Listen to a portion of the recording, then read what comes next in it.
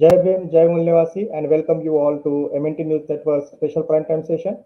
Today is Sunday, and as you all of you know, that every Sunday we are organizing the panel discussions or various sessions in the English language. Whereas rest of the day we are organizing the panel discussions in Hindi language, primarily from Monday to Saturday. We are organizing in Hindi, whereas every Sunday our focus is the entire NRI class as well as the southern part of India who are not well familiar with the Hindi language.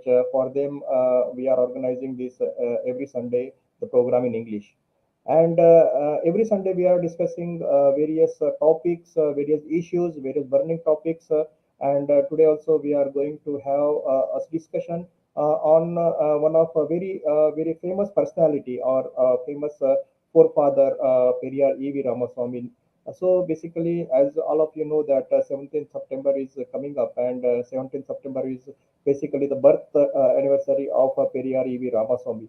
And Periyar EV Ramasamy is well known for his self-respect movement, for his struggle, for his various writings, for his speeches, for his movement, Vaiko movement, and his activities are well known. But most of the literature or most of the information that is available in English, whereas very less literature is available in Hindi. So our focus is to get the information in both the languages. So today we will discuss in particularly in English language, and on 17th of September we will discuss in Hindi language, so that the southern part as well as the North Indian part of the country, everybody will come to know about this great personality, Periyar EV Ramasamy Naikar. So basically, today, as you all of you know, that this discussion will be live. It is already live on Facebook and YouTube. So all the viewers who have joined through Facebook, they are requested to share this link in their entire network, social network, so that this information can be shared to all the people who wants this particular information about Periyar EV Ramaswamy, and also to all your relatives, so that this information is passed on to them. Also, people who have joined through YouTube, they are also requested to share this link to all of the people who are in your network, so that the information reaches to the masses, because very few informations are available, particular critical informations are available in the social media. So our target is to spread as much information as we can of our forefather struggle to the general masses. So today we have with us a very well-known personality on particular today's topic. Today we are going to discuss about Periyar EV Ramaswamy and his social revolutionary movement. And today we had Mulyavasi Ananduraj. He is a well-known writer, critic, and Ambedkarite from Kerala, and he is sharing various thoughts on different channels. And today we had also fortunate to have Ananduraj on our channel. So without wasting time, I would like to welcome Mulyavasi Ananduraj to MNT News Network studio. Sir, welcome you to MNT News Network.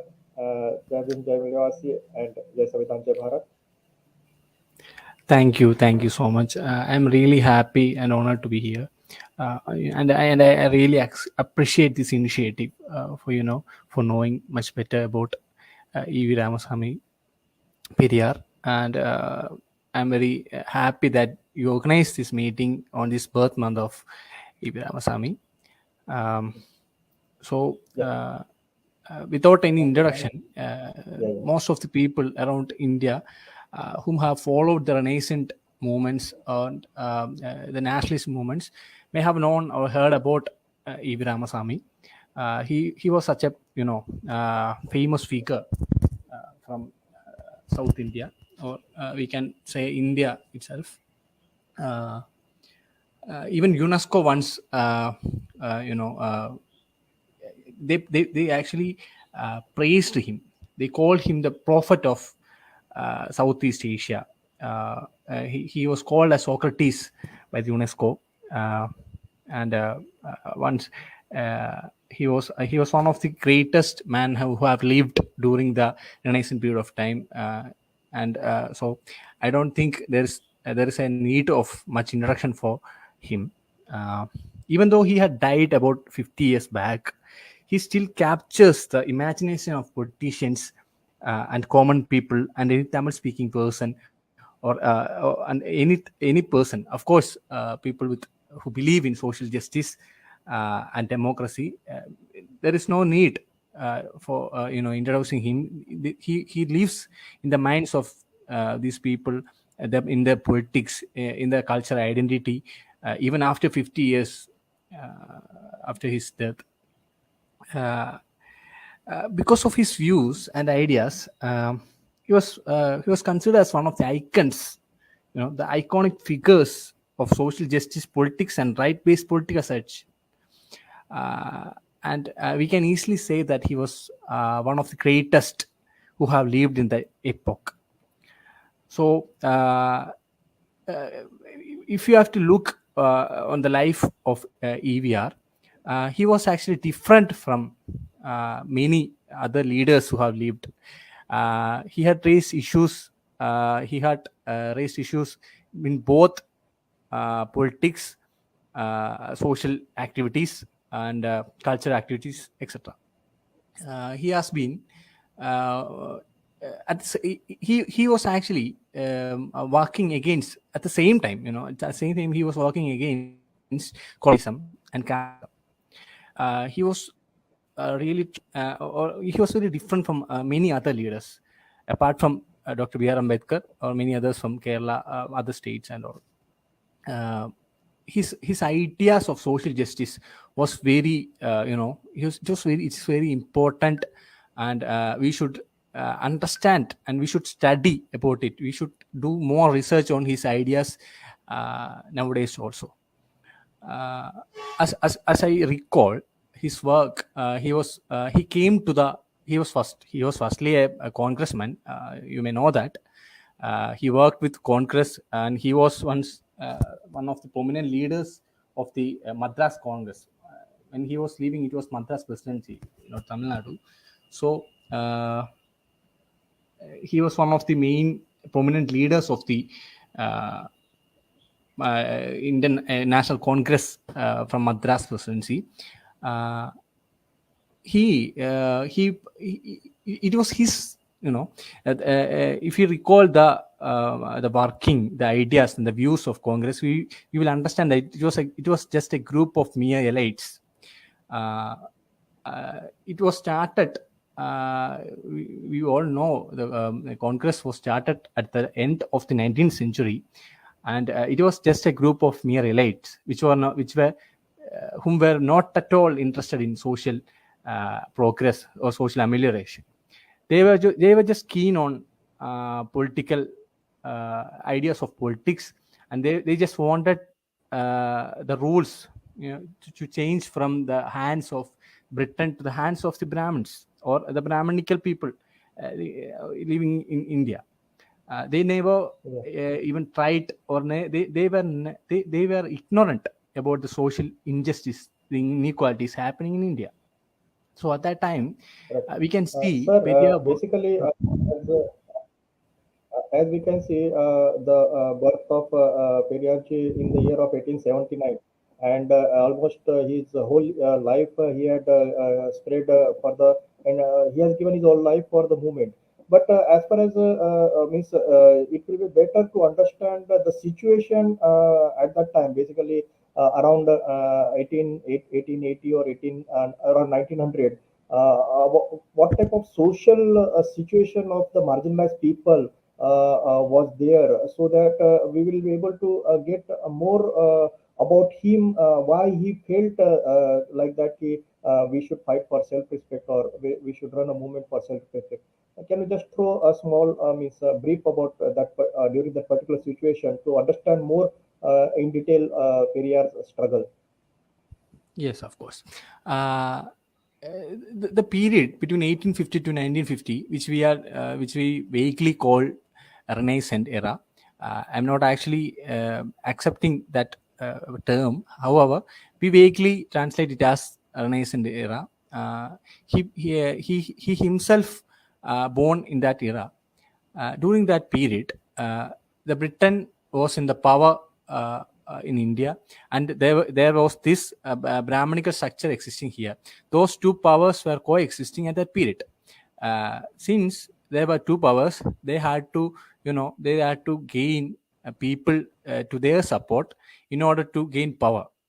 So the Brahmanical structure just loosened their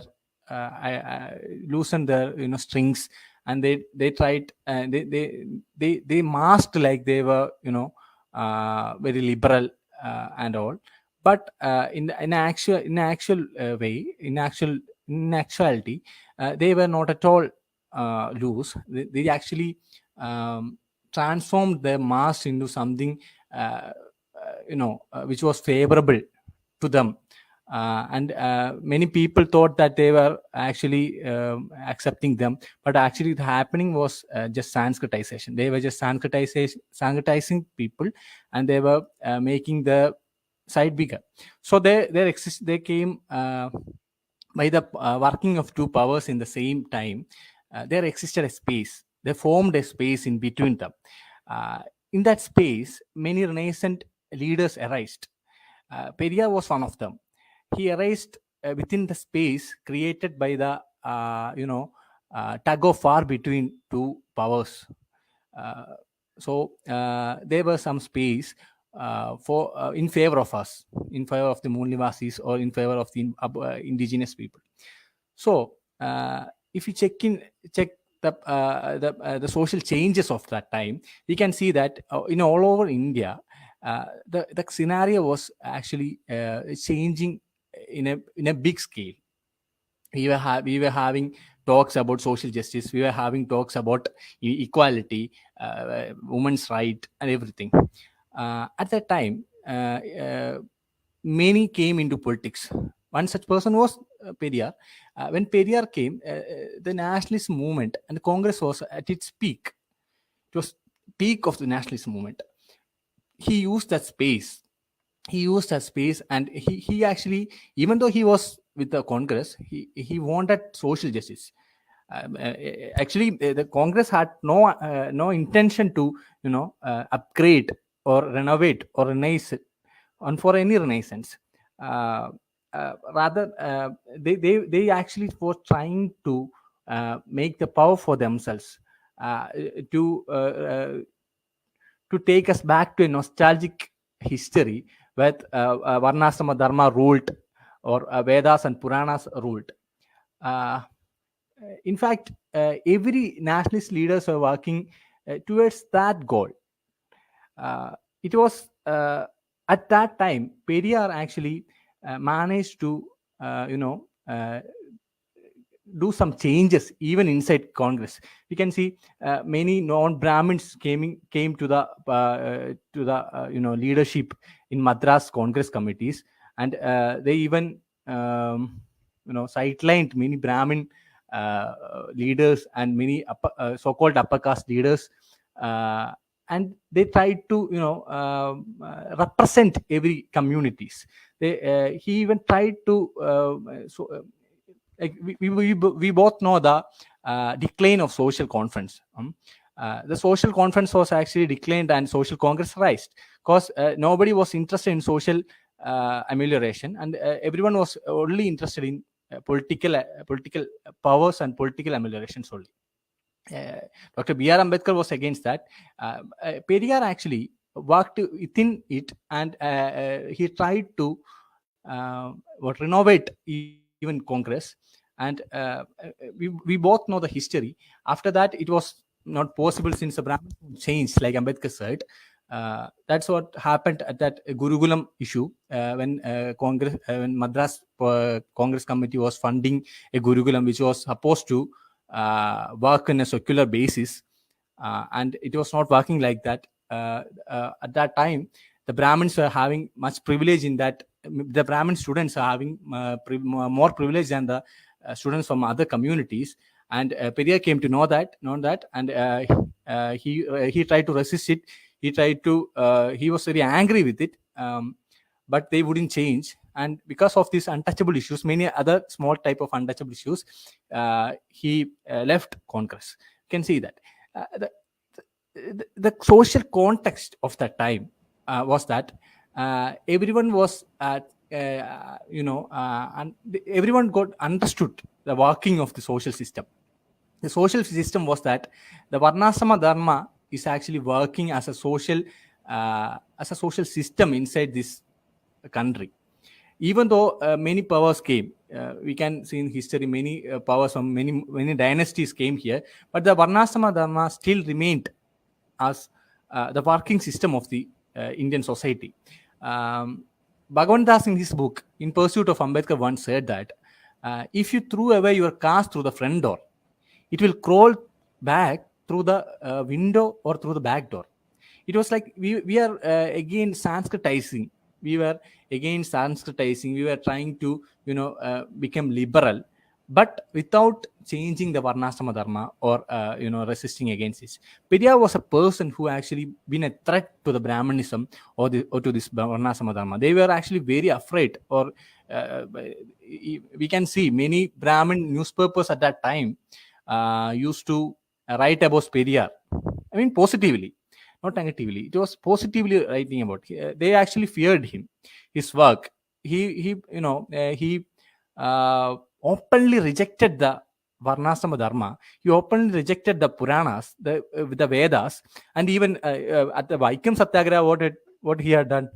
He came to Kerala. He came to Vaikam, and he advocated for the entrance of depressed class communities to walk on the roads, and he even said that if that stone is not allowing the depressed class to work, it is not a god. We will use it for laundering. He just told that he to throw away their god for laundering. So he was such a figure. He was such a fearsome, courageous person. The Brahmin, he was such a person that the Brahmanism feared him very much. Even if we look at something he said about himself, it was very fun. Periyar once said about himself that I'm not a person to say that I'm a extraordinary person or holy man, but I'm a courageous man. I reason and tell the truth as it is found in my research. He was such a courageous person. He worked for the social amelioration by, directly engaging with the Brahmanism. He directly engaged. I don't think we can see any other person in Indian history who have done like that. Of course, there was even many of the things are reflected in his literature also. Whatever literature he had wrote. Of course. Very. He was critically engaging directly with them. There were no many leaders we can see in history. We can see Ambedkar, Dr. B.R. Ambedkar, and when we come to Kerala, we can see 2-3 people. Only that, directly engaging with the Brahmanism, directly confronting them, taunting them, threatening them. It was Periyar who had done that openly. He even the Ganesha idol, he broken the heads of the Ganesha idols. We can see that he was against such myths and superstitions. He was very keen on scientific knowledge, and he was doing his research. He was a constant student. He was studying, and he was doing researches, and he only believed in the rational idea of working of the system. He never believed in any superstitions. If we check his workings, he openly says that there is no God. Even Dr. B.R. Ambedkar was spiritual. He had some spiritual ideas on him, but Periyar was adamantly against spiritualism. He was adamantly against every myths, and because he knew, because myths were used for Sanskritizing people. If you take an example of Mr. Bhagavan Das, he was a last research assistant of Dr. B.R. Ambedkar. In his book In Pursuit of Ambedkar, he comes from a sweeper community, and he says that I'm coming from a sweeper community which is now called as Valmiki community, and this Valmiki word is actually used for Sanskritizing. It is actually used for making our people believing that they were Hindus. They wrote this, but actually they were the word Valmiki comes from his idea. He said that the word Valmiki came from Lal Bhikkhu, which was a Buddha saint, a poet saint of the past of the history, in their history. And it was then Sanskritized into Valmiki, and people came to the future people believed that they were Hindus. And the Hindus used, or the caste Hindus or the Brahmins used the myths, mythologies for making people believe to follow them. So Periyar knew the problems of these myths and mythologies. So he adamantly and he critically engaged, and he adamantly rejected the idea of myths and things. He asked, he once asked that, what is the do you have any evidence to show that your God did that? If you have evidence, I will accept. If you don't have any evidence, we can't accept it. Because when we look around, when he was looking around, there was nothing happening other than the depressed class were thrown away. They were considered as dirts. So Periyar was very adamantly against the mythologic ideas, superstitions. The superstitions were used to tie up caste. Even not even we can take caste. Every caste works in their own customs, ideas, superstition, myths. So without breaking every myths, superstitions, customs, we cannot come out of caste, or we cannot annihilate caste. He was one person who was trying to annihilate caste rather than changing or shifting its position. He was really against annihilating. He was really with annihilating caste, as I recall him. The main one of the thing I felt very interesting was the idea of Adi Dravida concept. The Adi Dravida identity concept. He encouraged the idea of Adi Dravida against national identity building at that time. There was a national identity trying to build at that time by Mr. Gandhi or other nationalist leaders.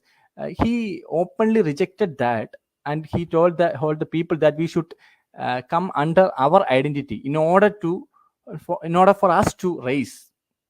The Adi Dravida identity was actually not a caste identity. It was actually an we cannot take it as an anthropological identity, but as a identity of ideas. He was trying to take up every Mulnivasis inside it, and trying to raise from ourselves.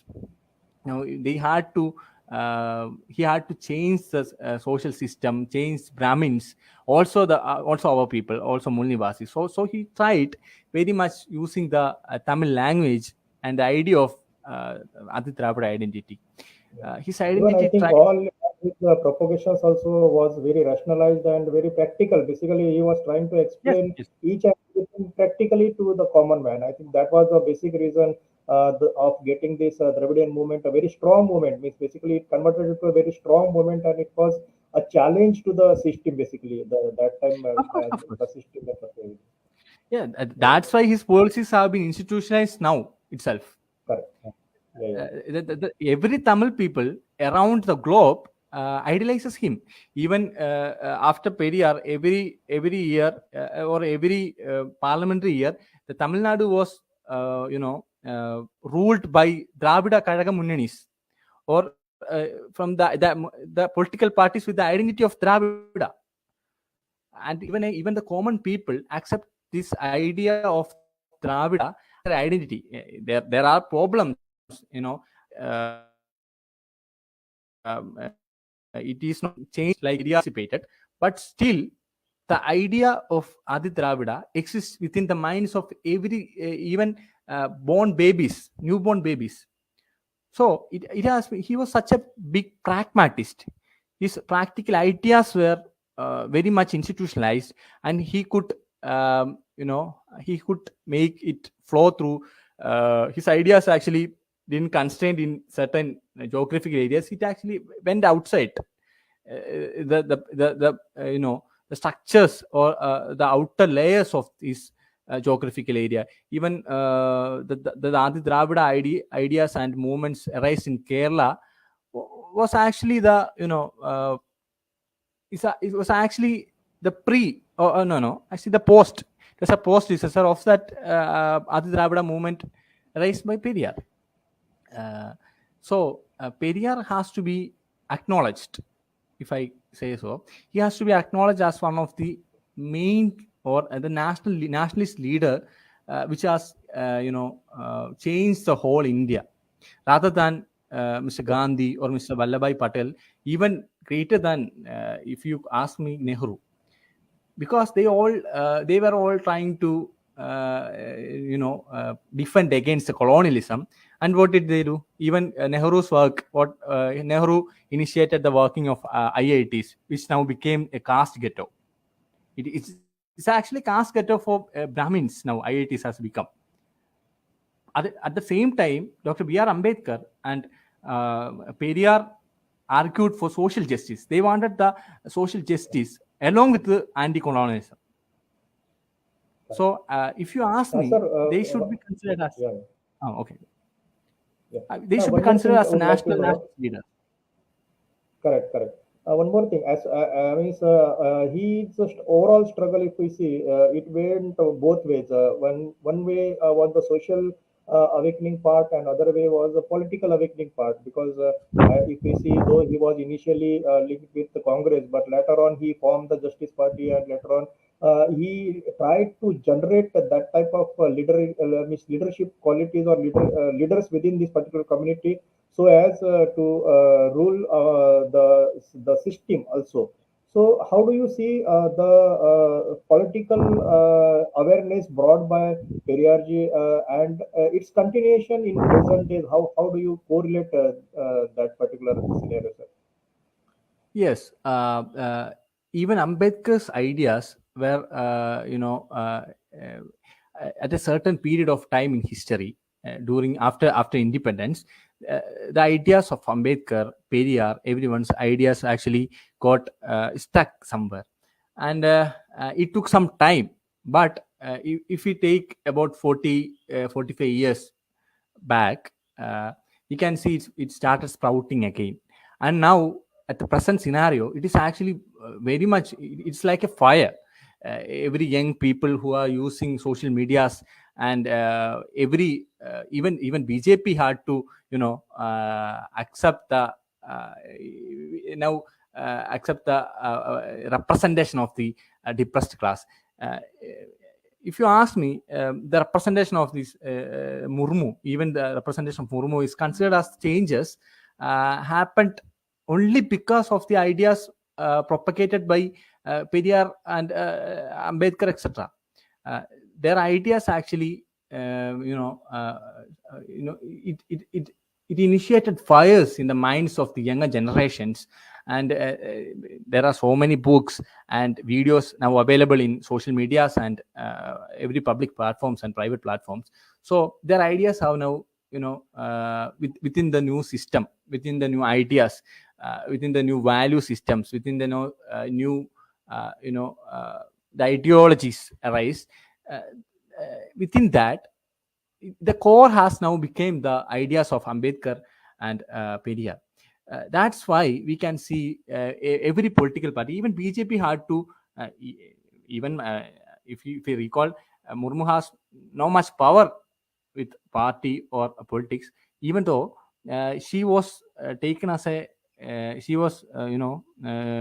she became the president only because they understand if they did not do that, they will not get power.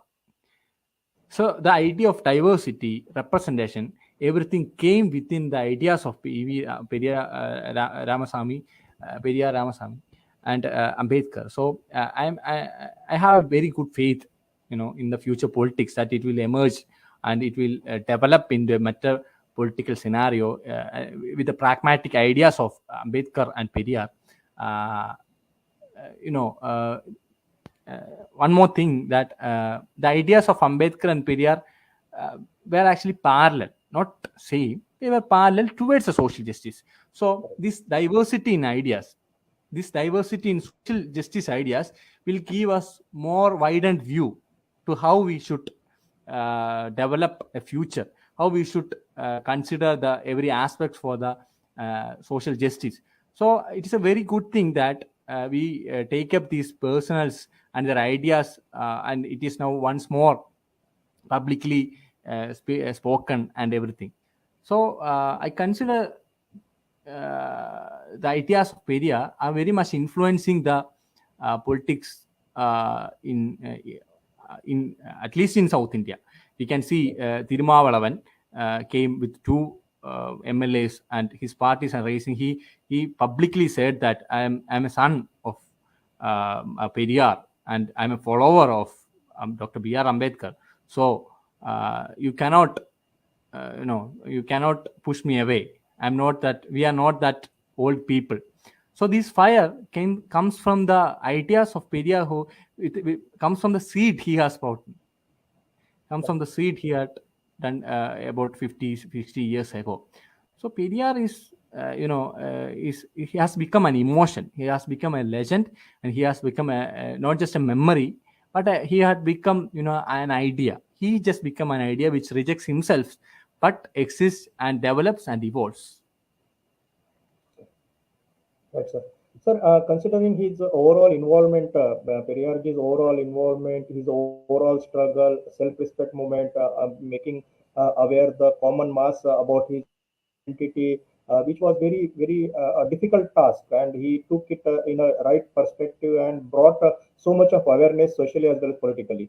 So, considering his overall struggle and his overall dedication, since we are almost toward the end of the session, we would like to know, Miss, we would like to get your concluding message. What message you can pass on to our viewers about the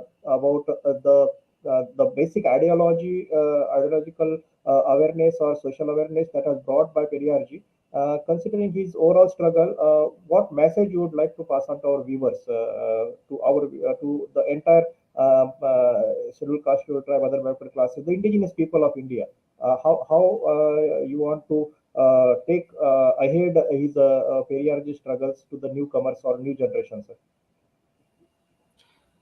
I will record what Periyar said once in a rationalist forum.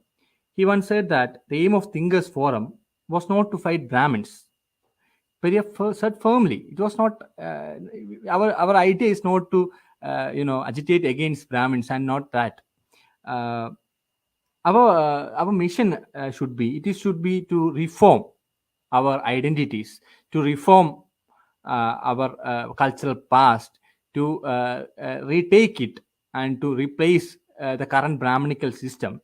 And by removing, also we have to remove our faults and disgracefulness happened at the past, and we should take up our identity and work for our community, rather than going on a war against Brahmins. We are not going to a bloody war against Brahmins or any other communities.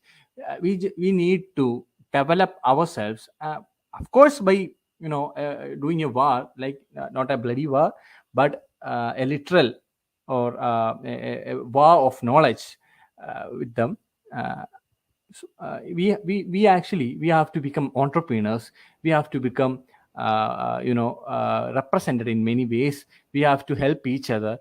If you take some examples in the black movements from America or any other nations, they all encourage themselves. They put career guidance facilities for peoples of their community to do whatever they like, to do businesses, to do to become entrepreneurs, to do jobs. They supported each other. So we have to build a institution which is not a legal institutions, but we will have to we should build such institutions for helping each other, for raising our voices, rather than fighting a bloody war against Brahmins. We have to look ourselves too. We have to look after our people too. So if I take his Periyar's words, we have to reform Dravidism, Dravidians, and we have to reform Dravidians, and to remove the false and disgraceful. And we should come forth. We should fight for our place. We should help each other, ourselves out. We have to help our children, our brother communities. We have to annihilate caste, and we have to come forth. So that's my message. We have to fight with our identity in the front place. Right. Very well pointed out, sir. Definitely, the message that you have passed on will be taken positively by all the indigenous people of India, and they will try to struggle. They will try to take this Periyarji's struggle, Periyar's ideology, Periyar, not only Periyarji's, but even, as you said, Dr. Ambedkar's ideology, and even Buddha's ideology. These all give one particular path to the rise or development of indigenous people. So definitely, if they work on or take ahead this ideology in positive manner, definitely it will help to develop themselves, and not only themselves, but the entire society and the entire nation. So if they have to simply follow the path, the guidance that has been given by our forefathers. Sir, thank you very much for joining today and giving elaborate information on Periyarji's struggle and his social movement, making aware all our viewers about his social movement. Thank you very much, and we will be again welcoming you on other day on different topics. I hope you will again join us to discuss different topics, different issues that we'll be bringing on MNT News Network, sir. Thank you very much. Jai Hind, Jai Bharat, sir. Thank you. It was Anand Raju from Kerala who had joined us and given brief information about Periyarji and his struggle. Basically, very well message passed on by him that we should continue this struggle of our forefathers, and we should take it positively. The entire ideology, the entire the path that had been showed by our forefathers. Thank you very much for joining today, for getting, and definitely on 17th of September is very near. So we wish all the MNT News Network viewers a very happy birth anniversary of Periyar EV Ramasamy Swamiji on upcoming 17th September. Thank you for watching, and as you all know that every week we are organizing the discussions, various discussion in Hindi language, particularly from Monday to Saturday. And tomorrow also at 8:30 p.m. we are going to organize one different topic, and the topic says the Gautam Buddha नामक दवा से ही भारत का हजारों सालों से दूषित हो चुका सामाजिक और राजनीतिक अशुद्ध रक्त शुद्ध होगा. This was the statement that was given by Dr. B.R. Ambedkar, and we are going to discuss tomorrow on his sentence that has been given, and this topic will be elaborated more along with Mulnivasi Dr. Vijay Kumar Trisharan. He is a social thinker, social activist, and he is a good writer also. And tomorrow he is going to join us on this particular discussion. So be with us tomorrow at 8:30 p.m. and thank you very much for joining today. Jai Bhim, Jai Mulnivasi, Jai Savidhan, Jai Bharat.